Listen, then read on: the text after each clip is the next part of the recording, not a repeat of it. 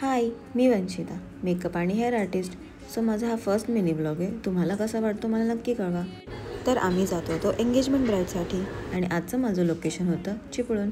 ठाण्यावरून 3:30ची मस्तेखंद train आम्ही पकडली आणि 8:30 वाजता आम्ही पोचलो चिपळूणला. ही होती माझी ब्राईड आशू. तीच आम्हाला पिक करायला आली होती. ब्राईड ही माझी मैत्रीणच होती. सो आम्ही एक दिवस आधी स्टेसाठी आलो. थोड्या गप्पा मारून छान जेवण वगैरे आम्ही लगेचच झोपायला गेलो, कारण सकाळी लवकर उठायचं होतं. सकाळी उठून छान रेडी वगैरे होऊन आम्ही लगेच लोकेशनला पोचलो आणि हा होता आशूचा बिफोर लुक.